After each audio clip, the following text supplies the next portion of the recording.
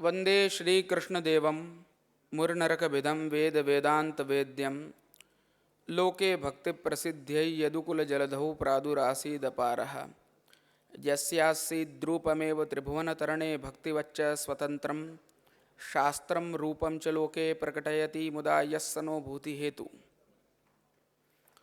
प्राकृतधर्मानाश्रयमप्राकृतनिखिलधर्मरूपमिति निगमप्रतिपाद्यं यत्तच्छुद्धं साकृतिस्तौमि।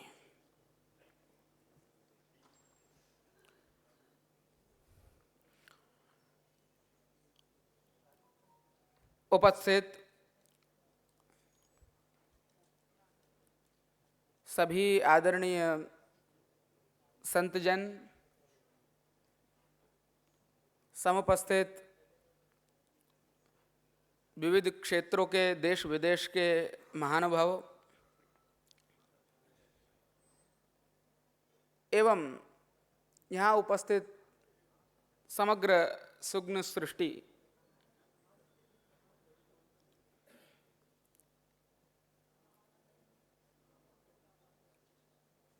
हमारे लिए अत्यंत आनंद का विषय है कि आज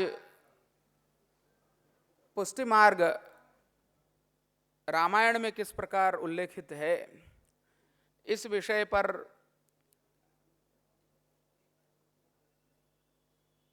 कुछ चर्चा करने के लिए हमें यहाँ उपस्थित किया है, जो हमें बेहद प्रसन्नता है। सभी प्रकार के लौकिक अहोभाव, व्यवहारिक अहोभाव मैं प्रकट करता हूँ और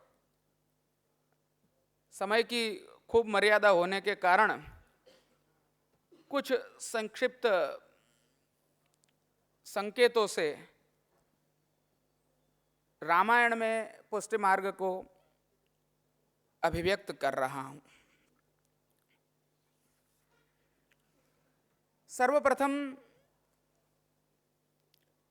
पुष्टि मार्ग का अर्थ यह है कि जहाँ भगवत कृपा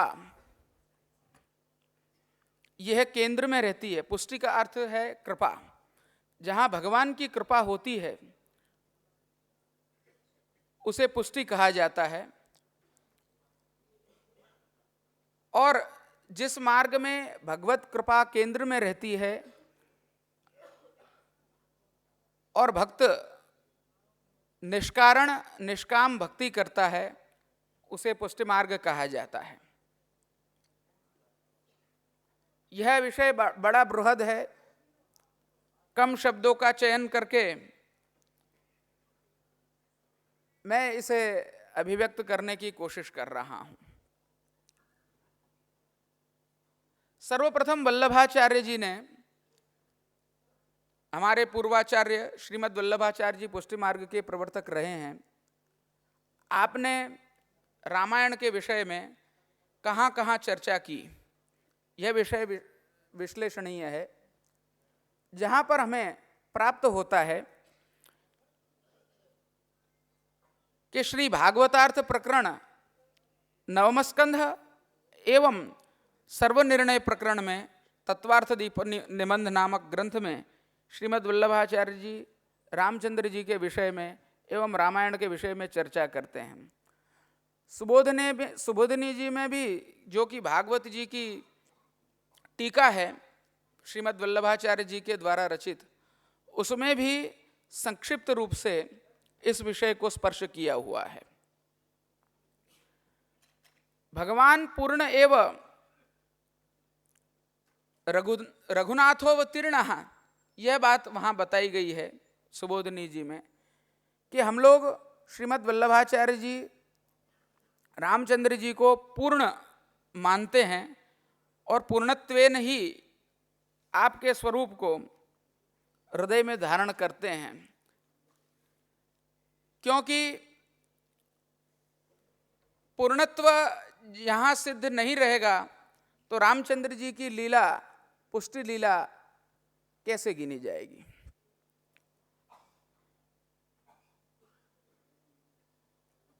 गुणावतार सम्यत्यै विश्वामित्रस्तथा शिवात् भार्गवादपि यत्तेज स्वस्मिन्नेव निरूपितम, यहाँ यह बात बताई गई है कि रघुनाथ जी पुरुषोत्तम हैं, और गुणावतार की सम्मति से जब देखा जाएगा तब विश्वामित्र जी से, शिवजी से और परशुराम जी से आपका स्वरूप विशिष्ट है, इसीलिए आप ही का तेज और ठिकाने दर्शनीय है।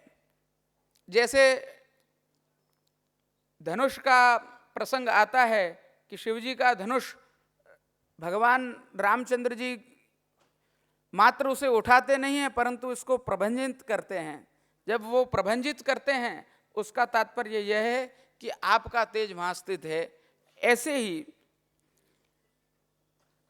परशुराम जी के साथ आपका युद्ध है, वो भी मात्र नाट्य रूप बताया गया है और गुणावतार की सम्मति से यहाँ रामचंद्र जी का भी स्वरूप विशिष्ट प्रतिपादित होता है।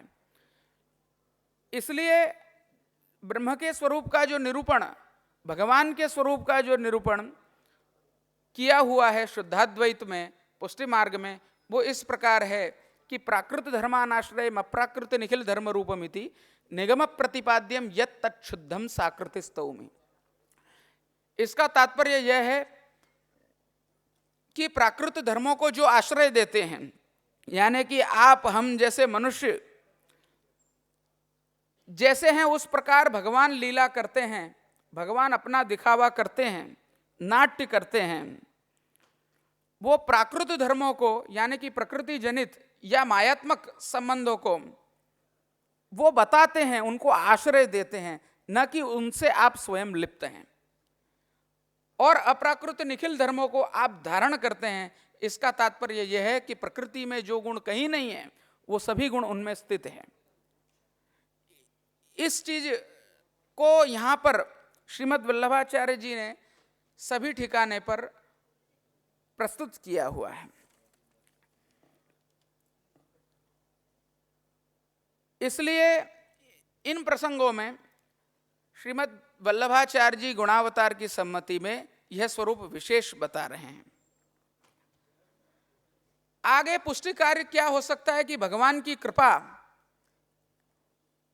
यही प्रमुख केंद्र रामायण में गिनी हो, तो उसमें सीतायाम हरणम नास्ति नर्येण शांतिकम कृता तेनैव निर्मिता माया तामाग्नौ विनिवेश्यतु हत्वा रावण मत्युग्रम स्वाम गृहीत्वा पूर्व ययु। यहाँ पर कई लोगों के मन में प्रश्न ये उत्पन्न हो जाता है कि भगवान स्वयं थे, सीता जी वहाँ लक्ष्मी स्वरूपा थी, तो उसका हरण करने की चेष्टा रावण जैसा असुर कैसे कर सकता है, या ऐसा वो करता है तो वो चीज भगवान के स्वरूप को किस प्रकार से निर्देशित करती है।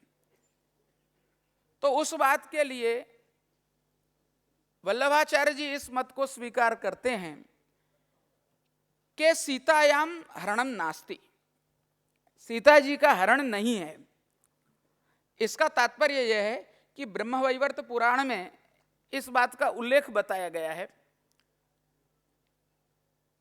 कि जब भगवान रामचंद्र जी वन में प्रविष्ट हुए, वहां आप अपनी चर्या गृहस्थ धर्मानुसार जो सन्मनुष्याकृतिक हैं, यानी कि प्राकृत धर्म को आश्रय दे रहे हैं, मनुष्य जैसे दिख रहे हैं, उसमें भी श्रेष्ठ कार्य कर रहे हैं जो मनुष्य नहीं कर सकते हैं, उस प्रकार से परब्रह्म तत्व को सूचित कर रहे हैं। ऐसे रामचंद्र जी जब अपने नित्य अग्निहोत्रादिक कार्यों को कर रहे थे, तब अग्नि स्वयं वहां पर विप्रवेश में आए और उन्होंने रामचंद्र जी से कहा कि मैं आपको माया निर्मित सीता प्रदान कर रहा हूं, आप सीता जी के स्वरूप को नर्य में स्थापित करें। नर्य का अर्थ है गार्हपत्य अग्नि। जब अग्निहोत्र का विषय है, हम अग्निहोत्री हैं इसलिए हमारा विषय है, तो इसमें ऐसा होता है कि जो गृहस्थ अग्निहोत्री होता है वो गार्हपत्य अग्नि को अपने साथ रखता है, उसको संरक्षित रखता है, जिसके कारण सुबह और शाम सूर्योदय सूर्यास्त पे वो दो समय उसमें यज्ञ में आहुति देता है और अग्नि का संरक्षण करता है। अब यहाँ पर पत्नी का होना ये बहुत जरूरी होता है। जो पत्नी नहीं है तो अग्निहोत्र कार्य नहीं हो सकता है। वहां तक का महात्म्य है इसका पत्नी का कि यज्ञ चल रहा है और पति उसमें से मानो के मर जाता है, तो यज्ञ पूर्त पत्नी कर सकती है, परंतु पत्नी मर जाती है तो वो कार्य पूर्त नहीं माना जा सकता है। तो यहाँ पर लौकिकत्व न जो अग्निहोत्र रामचंद्र जी को आगे करना है तो सीता जी का साथ होना आवश्यक है, और उसके लिए नर्य में यानी कि गार्हपत्य अग्नि में सीता जी का स्थापन हुआ है। यह बात यहाँ पे स्पष्टतया सूचित होती है। इससे यह स्पष्ट होता है कि ब्रह्म जो है वो कृपा करने के लिए, पुष्टि कार्य करने के लिए वेदवती के वचनों को फलित कर रहा है। छाया सीता रूप, छाया सीता जो प्रदत्त की गई, उनका पूर्व जन्म में स्वरूप वेदवती का बताया गया है। वह भी ब्रह्मवैवर्त पुराण में सुप्रसिद्ध है, जिसके कारण माया से निर्मित जो सीता जी थी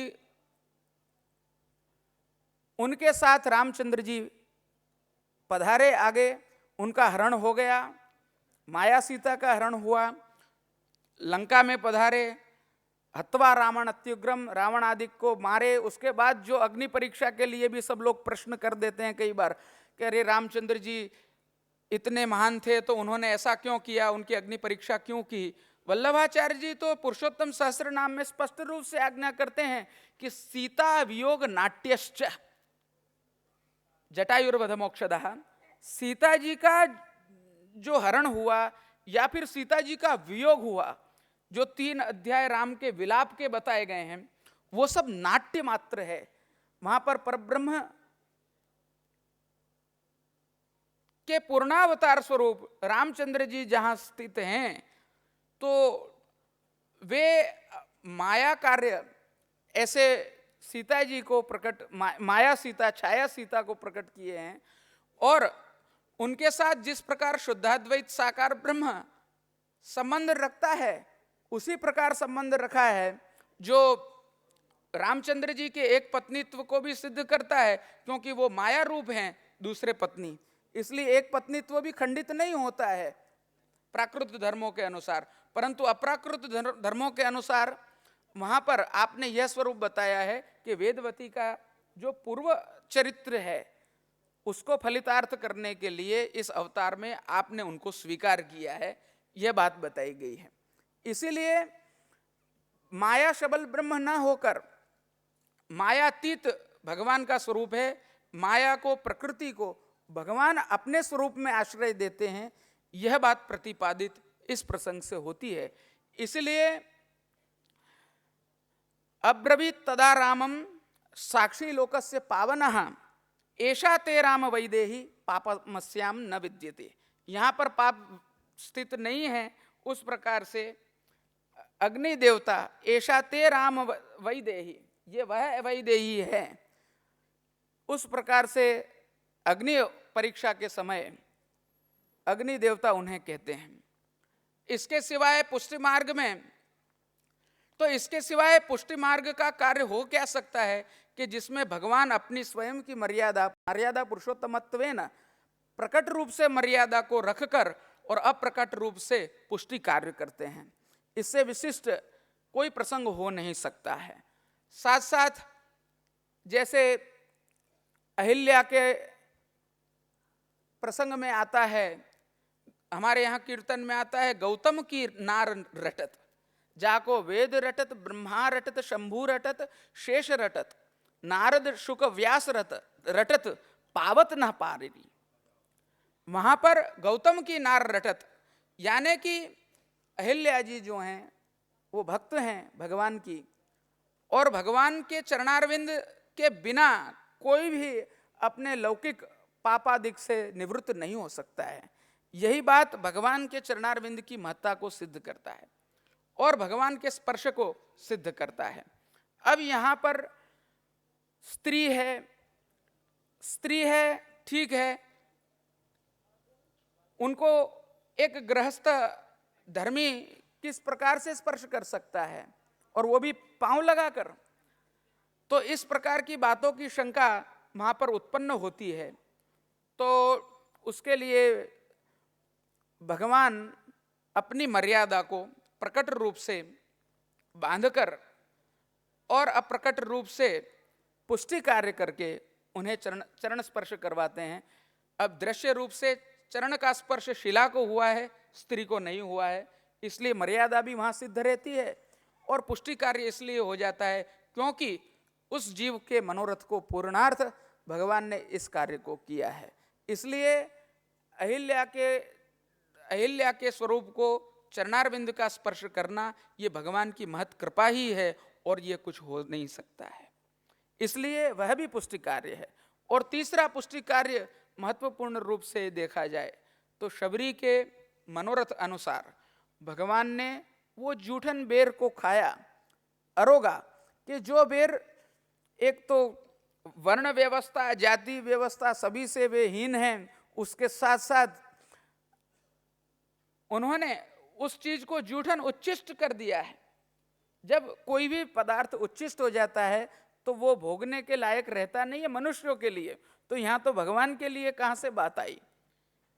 तो यहाँ पर उसका समाधान इस प्रकार है कि दृश्य रूप से यहाँ पर मर्यादा का उल्लंघन हो रहा है, परंतु मर्यादा पुरुषोत्तम मर्यादा का उल्लंघन नहीं करते हैं। उन्होंने ये पुष्टि कार्य किया है। मर्यादा का उल्लंघन इसलिए नहीं है, उसका कारण यह है कि शबरी जो हैं जिस प्रकार से वहाँ पर भगवान की राह देख रहे हैं तप्त भाव से राह देखने के कारण उनके हृदय के जो कोई भी प्रकार के दोष हैं वे सब निवृत्त हो चुके हैं।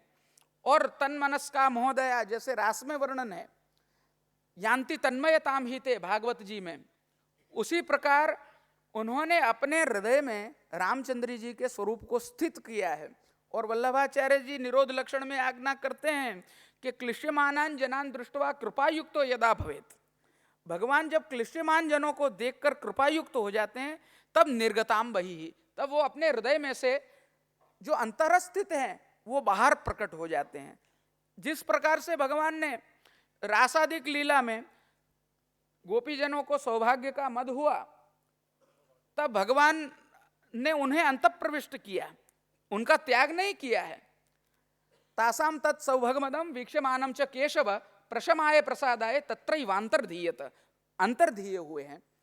इससे यह साबित होता है कि भगवान जो है अहेतु की कृपा करने के लिए तप्त पूर्ण हृदय में विराजते हैं। और जब क्लेश को, उस ताप क्लेश को विशिष्ट रूप से देखते हैं तब उनको करुणा होती है, तब वो दीन दयाल दीनानाथ जो भी हम कहें करुणा से युक्त ऐसे भगवान तरल हो जाते हैं और कृपा करने के लिए आगे से अपने खुद के सामर्थ्य से वो कृपा करने के लिए आगे बढ़ते हैं। और उसी प्रकार से भगवान ने इनके ये जूठन बेर अरोगे हैं। इसका अर्थ ये स्पष्ट है कि भगवान ने जैसे आत्माराम भगवान आत्मरमण करते हैं उसी प्रकार इन्होंने आंतरिक रूप से अपने आप को ही अपनी मर्यादा में स्थित रखा है, यह बात प्रतिपादित होती है। इसके साथ साथ रामायण से जुड़े इतने सब बृहद विषय हैं कि जहां जहां भगवान ने अहेतु की निष्कारण कृपा की है और उस कृपा के कारण कितने ही जीव पुष्ट हुए हैं। जैसे कि हनुमान जी को सेवा में रखने के लिए भगवान सन मनुष्याकृतिक लीला करते हैं, जृंभन इत्यादि करते हैं। क्यों? क्योंकि हनुमान जी को सानिध्य प्राप्त हो। भगवान बालिका वध करते हैं, क्यों? क्योंकि सुग्रीव पे कृपा हो।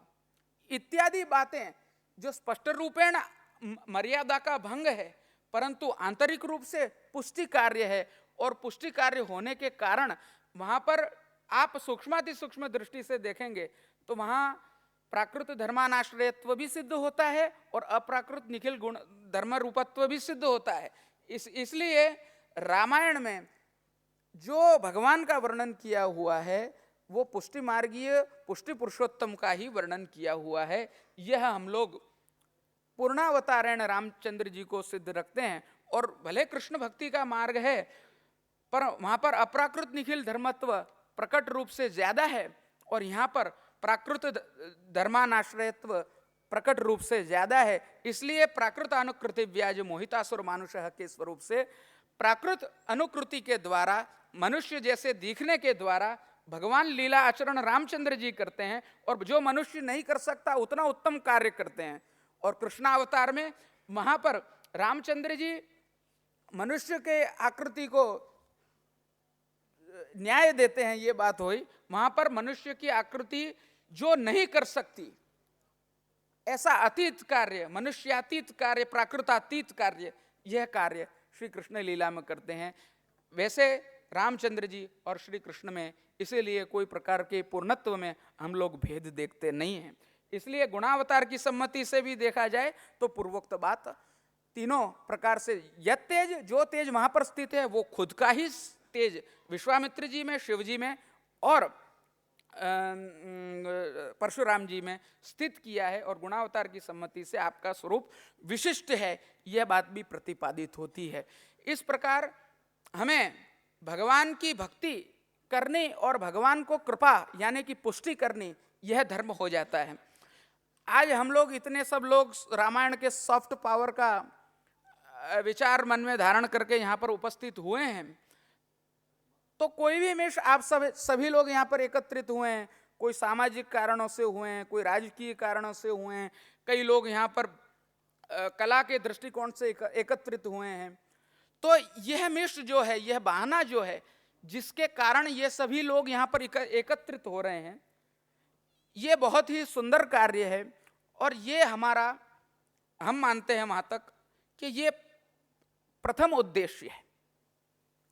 यहाँ पर आप सभी को एकत्रित किया जाना, यह कार्य का प्रथम उद्देश्य है, किंतु आखिरी उद्देश्य आप सभी के हृदय का यह होना चाहिए। एक वल्लभाचार्यत्वेन में आपसे यह बात आग्रह कर रहा हूं कि आप सभी के हृदय में इस कॉन्फ्रेंस का, इस सॉफ्ट पावर का आखिरी उद्देश्य यह होना चाहिए कि आपकी भक्ति योग वर्धनश्च, जैसे भागवत में भक्ति का वर्धन होना चाहिए, उसी प्रकार स्वार्थ के कार्य तो होते रहते हैं, परंतु परमार्थ का कार्य यह है कि हम रामचंद्र जी के प्रति हमारी भक्ति को प्रदर्शित करें, जिससे कि रामचंद्र जी अहेतु की कृपा, निष्कारण कृपा हमारे सबके ऊपर करें। और जिस प्रकार शबरी के ऊपर कृपा हो रही है, अहल्या जी के ऊपर कृपा हो रही है, अथवा अन्य जो भी भक्त हैं उनके सबके ऊपर कृपा हो रही है, पुष्टि कार्य के द्वारा अप्राकृत निखिल धर्म रूपत्व को सिद्ध करके और प्राकृत धर्मानाश्रयत्व को सिद्ध करके जो रामचंद्र जी कृपा कर रहे हैं, वही कृपा आप सभी पर और हम पर बरसाएं, यही हमारे मन की भावना होनी चाहिए। ये हमारा भक्ति कार्य जो है, जैसे पहले ज्ञान होता है, फिर कर्म होता है, फिर भक्ति होती है, उसी प्रकार हमारा आखिरी उद्देश्य इस कॉन्फ्रेंस का होता है, वो ये भक्ति ही हो सकता है और कुछ नहीं हो सकता है। इतना मात्र मैं कहना चाहता हूँ। और इस कार्यक्रम के लिए हम आचार्यत्वेन आप सभी लोगों को अभिनंदन देते हैं कि इतने सुंदर कार्य को आप लोगों ने किया है, और ऐसे कार्य सदा होते रहें, ये मेरे मन की भावना अभिव्यक्त करके मेरे वाक्यों को यहाँ विराम देता हूँ, और सभी मेरे वाक्यों को श्रीमद् वल्लभाचार्य जी के चरण में और रामचंद्र जी के चरणारविंद में, श्री कृष्ण के चरणारविंद में समर्पित करता हूँ। श्री कृष्णार्पणमस्तु। शुभम भवतु।